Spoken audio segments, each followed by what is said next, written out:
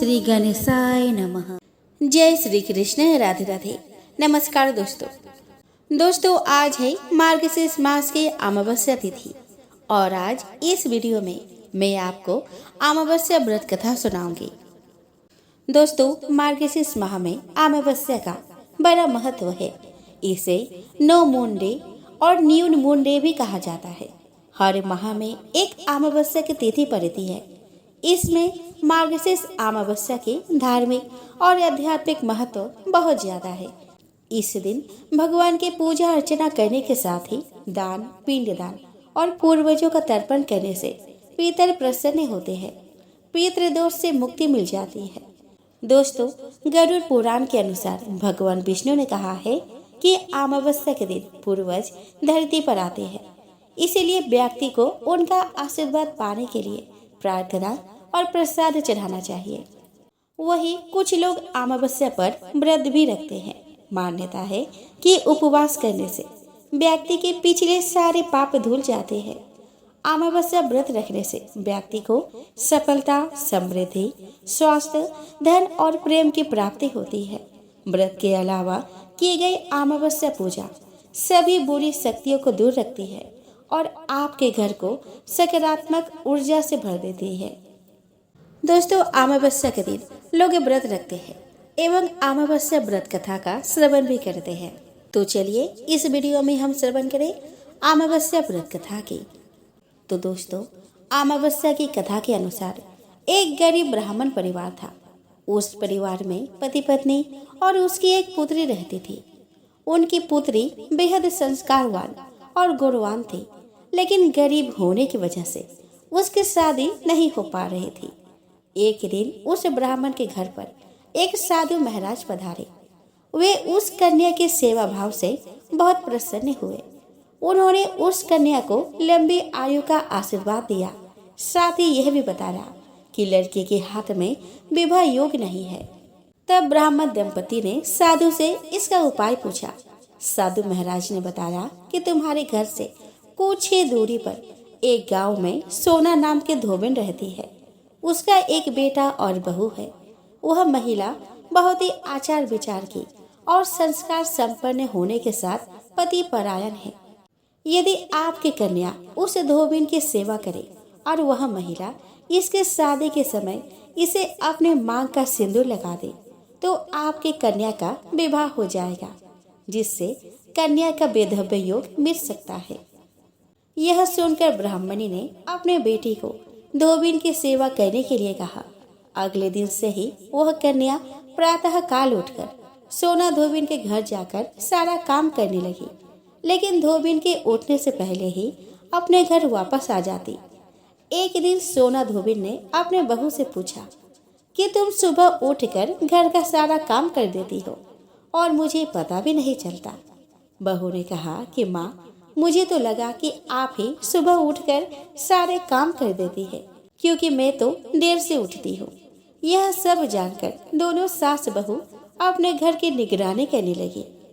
कई दिनों के बाद उस धोबिन ने देखा कि सुबह सुबह एक कन्या मुंह ढके उनके घर में आकर सारा काम करने के बाद चली जाती है। एक दिन जब वह कन्या काम करने धोबिन के घर में जाने लगी तो सोना धोबिन उसके पैरों पर गिर पड़ी और पूछने लगी कि आप कौन हैं और इस तरह से छुपकर मेरे घर की चाकरी क्यों करती है। तब कन्या ने धोबिन को साधु महाराज द्वारा कही गई सारी बात बता दी। सोना धोबिन कन्या की मदद के लिए तैयार हो गई। उस समय सोना धोबिन के पति थोड़ा अस्वस्थ थे। सोना धोबिन अपने बहू से कहती है कि जब तक मैं वापस ना आ जाऊं तुम घर पर ही रहना। सोना धोबिन ने जैसे ही अपने मांग का सिंदूर उस कन्या के मांग में लगाया, वैसे ही उसके पति की मृत्यु हो गई। उसे अपने पति का मृत्यु का पता चल गया। उस दिन वह घर से निराजेल ही चली थी, यह सोचकर कि रास्ते में जहाँ पीपल का पेड़ मिलेगा वही उसे भंवरी देकर और उसकी परिक्रमा करके फिर जल ग्रहण करेगी। उस दिन संजोग से अमावस्या थी। धोबिन ने ब्राह्मण के घर मिले हुए पकवान की जगह ईंट के टुकड़ों से 108 बार भंवरी दी और साथ ही 108 बार पीपल के पेड़ की परिक्रमा भी की और उसके बाद जल ग्रहण किया। सोना धोबिन के ऐसा करते ही उसके पति के मृत शरीर में वापस जान आ गई। तो जय हो अमावस्या मैया की। दोस्तों, एक समय की बात है, सभी ग्रहों में सर्वश्रेष्ठ होने को लेकर विवाद हो गया। वे सभी ग्रह सूर्य, चंद्र, मंगल, बुध, गुरु, शुक्र, शनि, राहु और केतु इंद्रदेव के पास गए। वे भी निर्णय करने में असमर्थ हो गए थे। तो उन्होंने सभी ग्रहों को पृथ्वी पर राजा विक्रमादित्य के पास भेज दिया, क्योंकि वे एक न्यायप्रिय राजा थे। सभी ग्रह राजा विक्रमादित्य के पास पहुंचे और अपने विवाद के बारे में बताया। राजा विक्रमादित्य ने सोच विचार के बाद 9 धातु स्वर्ण, रजत, कांस्य, पीतल, सीसा, रांगा, जस्ता, अभ्रक और लोह से सिंहासन बनवाया और उनको क्रम में रख दिया। उन्होंने सभी ग्रहों से इस पर बैठने को कहा। साथ ही कहा कि जो सबसे बाद में बैठेगा वह सबसे छोटा ग्रह होगा। लोहे का सिंहासन सबसे अंत में था, जिस वजह से शनिदेव सबसे अंत में बैठे। इस वजह से वे नाराज हो गए। उन्होंने राजा विक्रमादित्य से कहा कि तुमने जानबूझकर ऐसा किया है। तुम जानते रही हो कि जब शनि की दशा आती है तो वह 2.5 से 7 साल तक होती है। शनि की दशा आने से बड़े व्यक्ति का विनाश हो जाता है।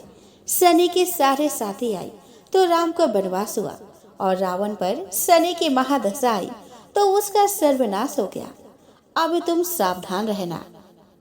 कुछ समय बाद राजा विक्रमादित्य पर शनि की महादशा शुरू हो गई। तब शनिदेव घोड़ों का व्यापारी बनकर उनके राज्य में आए। राजा विक्रमादित्य को पता चला कि एक सौदागर अच्छे घोड़े लेकर आ रहा है, तो उन्होंने उनको खरीदने का आदेश दिया। एक दिन राजा विक्रमादित्य उनमें से एक घोड़े पर बैठे तो वो उनको लेकर जंगल में भाग गया और गायब हो गया। राजा विक्रमादित्य का बुरा वक्त शुरू हो गया। भूख के प्यास से वे तड़प रहे थे, तो एक ग्वाले ने पानी पिलाया तो राजा ने उसे अपनी अंगूठी दे दी। फिर नगर की ओर चल दिए। एक सेठ के यहाँ पानी पिया। अपना नाम उज्जैन का वीका बताया। सेठ वीका को लेकर घर गया। वहाँ उसने देखा कि एक खूंटी पर हार टंगा है और खूंटी उसे निगल रही है। देखते ही देखते हार गायब हो गया। हार चुराने के आरोप में सेठ ने वीका को कोतवाल से पकड़वा दिया। वहाँ के राजा ने वीका का हाथ पैर कटवा दिया और नगर के बाहर छोड़ने का आदेश दिया। वहाँ से एक तेली गुजर रहा था। वीका को देखकर उस पर दया आ गई। उसने उसे बैलगाड़ी में बैठाकर आगे चल दिया। उस समय शनि की महादशा समाप्त हो गई। वीका वर्षा ऋतु में मल्हार गा रहा था। उस राज्य की राजकुमारी मनभावनी ने उसकी आवाज सुनी तो उससे ही विवाह करने की जिद पर बैठ गई। हार कर राजा ने बेटी का विवाह वीका से कर दिया। एक रात शनिदेव ने वीका को स्वप्न में दर्शन दिए और कहा कि तुमने मुझे छोटा कहने का परिणाम देख लिया। तब राजा विक्रमादित्य ने शनिदेव से क्षमा मांगी और कहा कि उनके जैसा दुख किसी को ना दे। तब शनिदेव ने कहा कि जो उनकी कथा का श्रवण करेगा और व्रत रहेगा उसे शनि दशा में कोई दुख नहीं होगा। शनिदेव ने राजा विक्रमादित्य के हाथ और पैर वापस कर दिए। जब सेठ को पता चला कि वीका तो राजा विक्रमादित्य है, तो उसने उनका आदर सत्कार अपने घर पर किया और अपनी बेटी श्री कौरी से उनका विवाह कर दिया।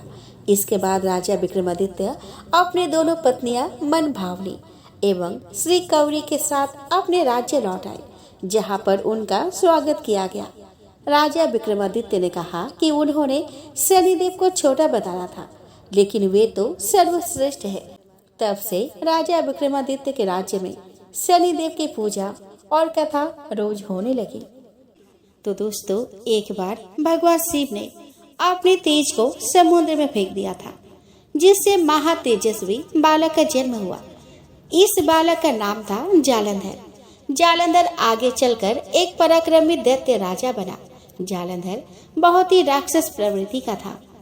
जालंधर का विवाह दैत्यराज कालनेमी की कन्या वृंदा से हुआ था।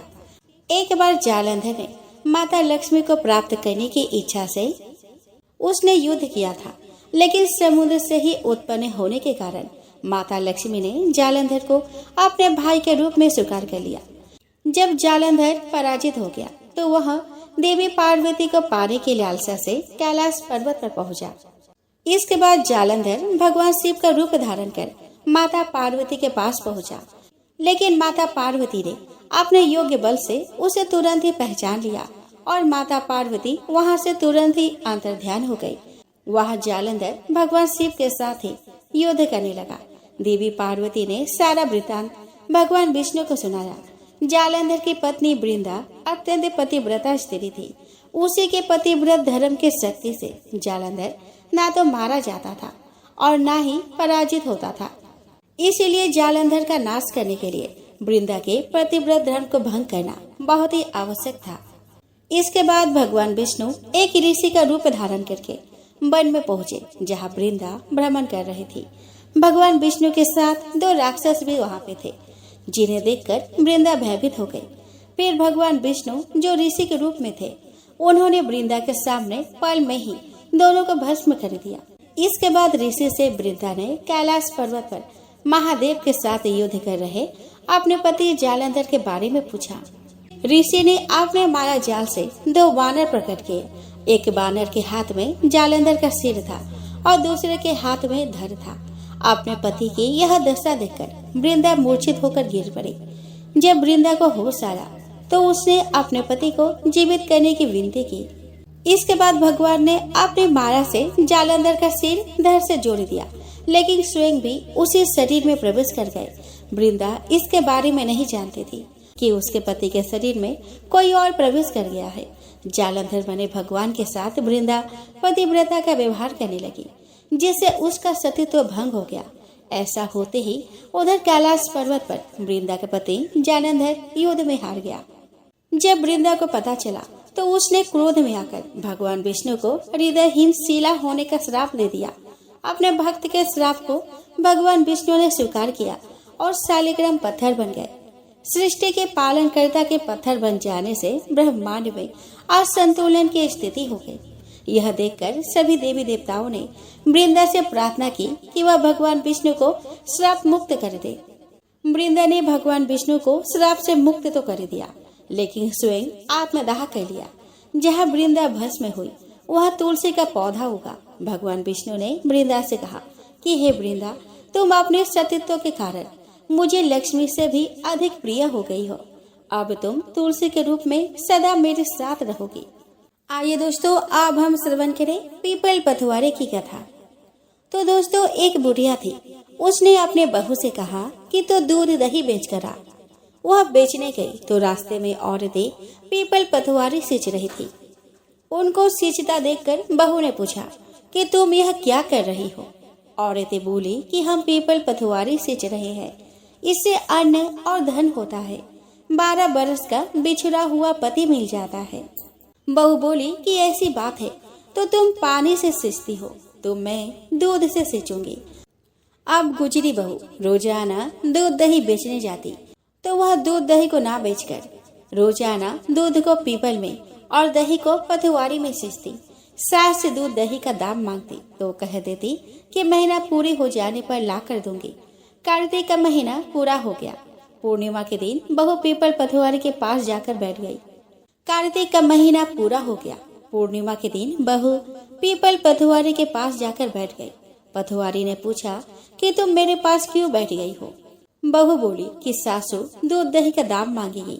पीपल पथवारी बोली कि मेरे पास क्या दाम रखा है, ये भरा डींडा पान पतुरा इसको ही लेकर जा। बहू ने वही ले जाकर कोठरी में रख दिया और डर के मारे कपड़ा ओढ़ कर सो गए। सासू बोली कि पैसे लाई बहू। बहू बोली कि कोठरी में रखे हैं। सासू ने कोठरी खोल के देखी तो देखा कि हीरा मोती जगमगा रहे हैं। सासू बोली कि बहू इतना धन कहाँ से लाई। बहू ने आकर देखा तो सच्ची में ही धन भरा हुआ था। बहू ने सास को सारी बात बता दी। सास ने भी कहा कि अब के कार्तिक में मैं भी पथवारी सींचूंगी। कार्तिक आया, सास दूध दही तो बेच आती, हांडी धोकर पीपल पथवारी में चढ़ा देती। आकर बहू से कहती कि मेरे से दाम मांगो।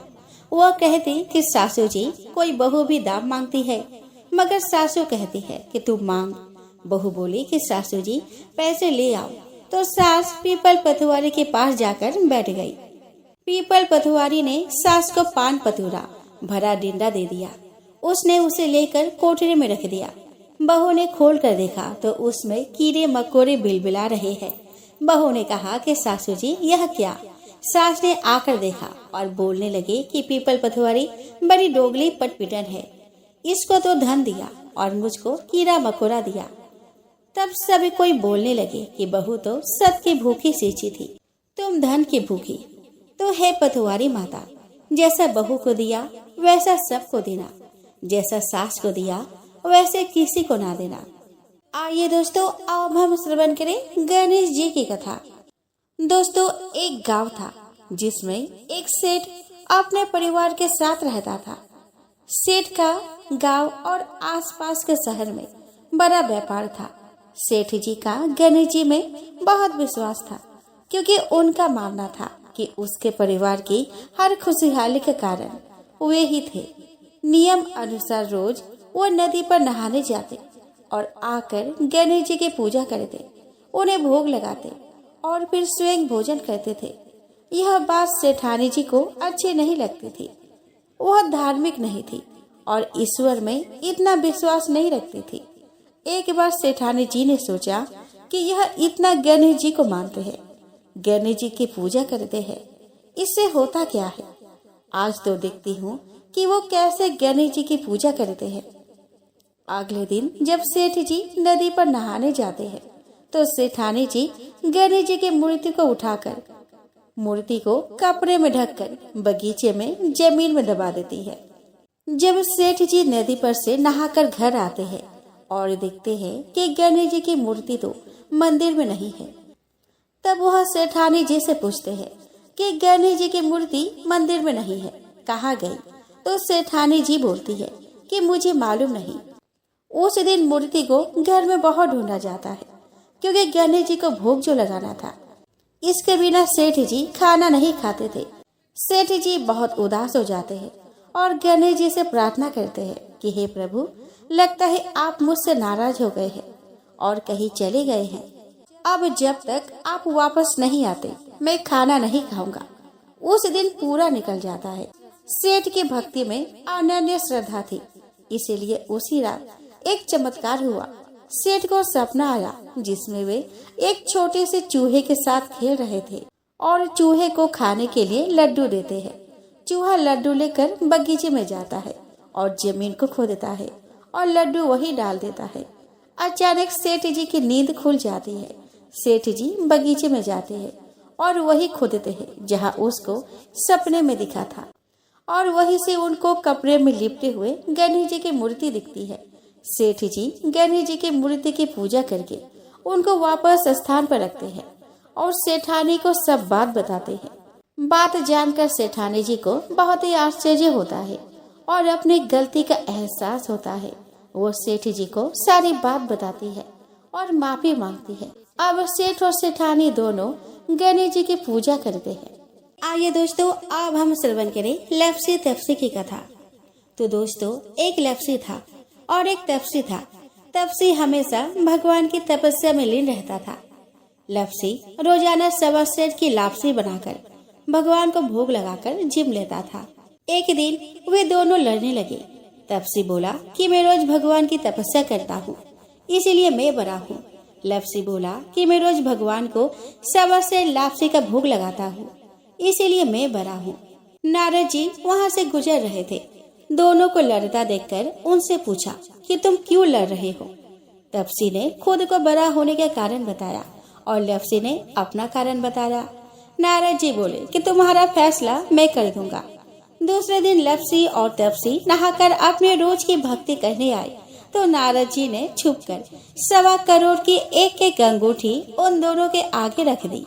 तप्सी की नजर जब अंगूठी पर पड़ी तो उसने चुपचाप अंगूठी उठाकर अपने नीचे दबा ली। लप्सी की नजर अंगूठी पर पड़ी, लेकिन उसने ध्यान नहीं दिया।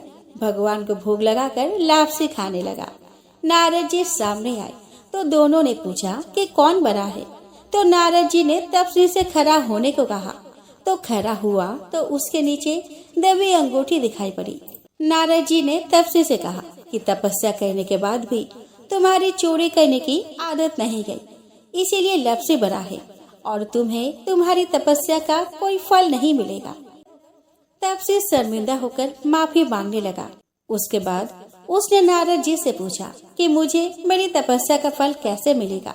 तो नारद जी ने कहा कि यदि कोई गाय और कुत्ते की रोटी नहीं बनाएगा तो फल तुझे मिलेगा। यदि कोई ब्राह्मण को भोजन करवाकर दक्षिणा नहीं देगा तो फल तुझे मिलेगा। यदि कोई साड़ी के साथ ब्लाउज नहीं देगा तो फल तुझे मिलेगा। यदि कोई दिए से दिया जलाएगा तो फल तुझे मिलेगा। यदि कोई सारी कहानी सुने लेकिन तुम्हारी कहानी नहीं सुने तो फल तुझे मिलेगा। तो दोस्तों, उसी दिन से हर व्रत कथा कहानी के साथ लपसी तपसी की कहानी भी सुनी और कही जाती है। दोस्तों, गर्भ गीता की शुरुआत में अर्जुन भगवान से यही प्रश्न पूछते हैं कि आत्मा का पुनः पुनः जन्म क्यों होता है। इस जन्म में उसके क्या कर्तव्य होते हैं। किन पाप कर्मों के कारण वह जीवन में अनेक दुखों को पाता है और किन कर्मों के कारण वह जीवन में अनेक सुखों की प्राप्ति करता है। और अंत में वह कौन सा मार्ग है जिसके द्वारा वह मोक्ष और मुक्ति को प्राप्त करता है। अर्थात वह आत्मा कब भगवान में ही लीन हो जाती है और उस आत्मा का जन्म मरण का सारा दुख समाप्त हो जाता है। परंतु जिसे मुक्ति नहीं मिलती उन्हें अलग अलग योनियों में जन्म लेकर अपने अच्छे व बुरे कर्म को भोगना पड़ता है। अर्जुन कहते हैं कि हे भगवान, कृपया बताइए कि जीव जब गर्भ में आता है तो वह किस पूर्व कर्म के कारण आता है। हे मधुसूदन, प्राणी जन्म के पूर्व गर्भवास का कष्ट भोगता है और जन्म लेते समय भी असहाय कष्ट पाता है। इसके उपरांत वो संसार में रहकर रोग पीड़ा भोगता है। उसे बुढ़ापा आता है, प्राणी की मृत्यु भी होती है। अस्तु प्रभु जी, कृपया यह बताएं कि वे कौन सा कर्म है जो प्राणी को जन्म मरण से रहित बनाते हैं। श्री भगवान कहते हैं कि हे अर्जुन, जन्म मरण का बंधन उन प्राणियों की नियति है जो संसार में लिप्त रहते हैं। ऐसे प्राणी संसार में अनुरक्त रहते हैं, अर्थात संसार के नश्वर पदार्थों से ही प्रेम करते हैं। वे संसारिक वस्तुओं की कामना करते हैं। प्राणी संसार की माला पाने की चेष्टा तो करता है परंतु मेरी भक्ति पर ध्यान नहीं देता। इसके कारण वो बारंबार और अनेक योनियों में जाकर जन्म मरण का दुख उठाता है। अर्जुन कहते हैं कि हे जनार्दन, संसारिक माया मोह से मुक्ति तो बहुत कठिन है। माया चित हर लेती है। मन, काम, क्रोध, लोभ, मोह और अहंकार रूपी विकार से घिरा मदमस्त हाथी है। तृष्णा रूपी शक्ति इसे प्रेरणा देती है। 5 विकारों में अहंकार प्रबल है जो कि प्राणी को नरक में ले जाता है। हे ऋषिकेश, इस मदमस्त हाथी को कैसे भस्म किया जाए। मन को भक्ति में लगाने हेतु क्या उपाय करना उचित है। श्री भगवान कहते हैं कि हे धनंजय, जैसे मदमस्त हाथी को बस में करने के लिए अंकुश की आवश्यकता होती है, उसी प्रकार मन को बस में करने के लिए अभ्यास द्वारा ज्ञान प्राप्त करना आवश्यक होता है। भक्ति और ज्ञान बराबर अभ्यास करते रहने पर ही प्राप्त होती है। अर्जुन कहते हैं कि हे मधुसूदन, आपकी भक्ति के लिए कोई वन खंडों में जा रमते हैं और कोई बैरागी बनकर स्थान स्थान पर भ्रमण करते रहते हैं। हे प्रभु, कृपया बताएं कि आपकी भक्ति कैसे मिल सकती है। श्री भगवान बोलते हैं कि हे अर्जुन, मेरी खोज में वन वन भटकते सन्यासी अथवा स्थान स्थान पर जाने वाले बैरागी मुझे तब तक प्राप्त नहीं कर पाते जब तक उनके हृदय में मेरा निवास नहीं होता। तब अथवा वैराग्य का अहम तो मेरी भक्ति पाने में बाधा डालता है। जटा धारण करने अथवा भस्म लगा वैरागी बनने मात्र से जीव मेरी कृपा का पात्र नहीं बन जाता। अहंकारी को तो मेरा दर्शन सुलभ ही नहीं होता। मैं शुद्ध हृदय वाले सतत अभ्यासी ऐसे जीव को मिलता हूँ जो काम, क्रोध, मोह, ममता और अहंकार से परे है। अर्जुन कहते हैं कि हे माधव, प्राणी पंच विकार जनित प्रवृत्ति के कारण लौकिक जीवन नष्ट कर लेता है। हे मुरारी, कृपया बताएं कि वह कौन सा पाप है जिसके कारण किसी व्यक्ति की स्त्री असमय मर जाती है। किन पापों के फल स्वरूप अल्पायु में पुत्र मर जाता है। कौन से पाप के कारण व्यक्ति वीर्यहीन हो जाता है।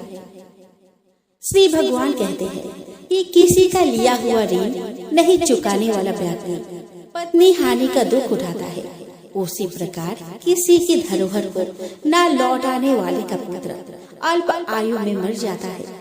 किसी को सहयोग सहायता का आश्वासन देकर भी समय आने पर सहयोग न करने वाला वीर्यहीन होता है। यह सब भयंकर पाप है जो स्त्री पुरुष एकांकी भोगते हैं। अर्जुन कहते हैं कि हे दयानिधि, किस पाप के फल स्वरूप प्राणी सतत रोगी रहता है और किस कुकर्म के फल स्वरूप बोझा ढोने वाला जघन्य पशु बनता है। श्री भगवान कहते हैं कि हे अर्जुन, कोई सौभाग्य काक्षिणी कन्या को बेचने वाला सतत रोगी रहता है। अभक्ष्य भोजन और मादक द्रव्य का सेवन करने वाला अधम योनि में जन्म लेता है। झूठी गवाही देने वाला, भोजन बनाकर पंच कवल कर स्वयं भोजन करने वाला बिल्ली और सूकर की योनि प्राप्त करता है। अर्जुन कहते हैं कि हे प्रभु, इस संसार में जिनको आपने धन धान्य दिया है और उत्तम साधन दिए हैं, तो उनका पुण्य क्या था। श्री भगवान कहते हैं कि उत्तम रीति से सुयोग्य पात्र को स्वर्ण आदि दान करने वाला धन धान्य और वाहन आदि पाता है। सत्य सनातन वैदिक रीति से सुयोग्य वर को विधि पूर्वक कन्यादान करने वाला उत्तम मानव योनि का अधिकारी बनता है। अर्जुन कहते हैं कि हे प्रभु, संसार में कोई तो सर्वांग सुंदर है और कोई कुरूप है, सो श्रेष्ठ स्वास्थ्य और स्वरूपवान शरीर किन पुण्य से मिलता है। श्री भगवान कहते हैं कि हे कौन्तेय, पुरुष का रूप स्वरूप नहीं, गुण महत्वपूर्ण है, फिर भी आकर्षक देह संत विद्वानों की सेवा एवं निरंतर ज्ञान की आकांक्षा के फलस्वरूप मिलती है। अर्जुन कहते हैं कि हे दयानिधि, प्राणी धन और सांसारिक सुखों से मोह क्यों रखता है। श्री भगवान कहते हैं कि हे महाबाहु, अगर मेरी कृपा से प्राणी वंचित हो जाए तो धन दौलत और सांसारिक रूप आदि से प्रीति करने लगता है। यह सब नाशवान है। विवेकी साधक को इसे दूर रहना चाहिए। जो व्यक्ति सांसारिक व्यामोह से मुक्त हो काशी, हरिद्वार, अवंतिका, अयोध्या आदि पवित्र स्थलों के दर्शन और मेरी निष्काम भक्ति करता है, वह राजा जैसे संपन्नता और ज्ञान प्राप्त करता है। इसी प्रकार विनम्र भाव से दान करने वाला, कामना रहित होकर दूसरों की सेवा करने वाला सदा अपनी आवश्यकता अनुसार धन पाता है। उसकी काया निरोगी रहती है। अर्जुन कहते हैं कि हे प्रभु, प्राणी में रक्त विकार, खंड वायु, अंधा अथवा पंगुता का कारण क्या है, बताने की कृपा करें। श्री भगवान कहते हैं कि हे धनंजय, मेरी भक्ति से परे माया लिप्त नशे व्यसनों में रत रहने वाला, क्रोधी, रक्त विकार, आलस्य में डूबे, दारिद्र्य, शील संयम रहित, खंड वायु जैसे रोग से ग्रस्त होते हैं, पतिव्रत धर्म का उल्लंघन करने वाली स्त्री और संयम रहित पति में पंगुता और ज्योतिहीनता आती है। अर्जुन कहते हैं कि हे जगत गुरु, कृपया करके गुरु दीक्षा के विषय में कुछ बताइए। श्री भगवान कहते हैं कि हे कौन्तेय, तुम धन्य हो और धन्य है तुम्हारी माता। तुम्हारा यह प्रश्न संसार के लिए कल्याणकारी है। हे पार्थ, संयमी और इंद्रियों को वश में करने वाला कोई सिद्ध पुरुष जो इस भक्ति और परोपकार में लगा हो, गुरु रूप धारण करे। अपने गुरु के मार्गदर्शन में मेरी आराधना कर व्यक्ति गुरु कृपा से मेरी भक्ति पाता है। ऐसे गुरु से विमुख प्राणी सप्तग्राम को मारने का पाप भोगता है। उसका मुख देखना भी पाप है। जैसे मदिरा भांड से सटा गंगाजल अशुद्ध हो जाता है, उसी प्रकार गुरुद्रोही गृहस्थ साधक की साधना निष्फल रहती है। ऐसा व्यक्ति कुकुर, सूकर, गड़धब, काक आदि योनियों को पाता है। वह अजगर के समान आलस्य में डूबा तिरस्कार पाता है। अतः गुरु आज्ञा पालक साधनशील व्यसन रहित जीवन व्यतीत करना चाहिए। हे धनंजय, गुरु दीक्षा बिना साधक का उद्धार नहीं होता है। मेरी भक्ति की इच्छा करने वाले को गुरु धारण करना उत्तम है।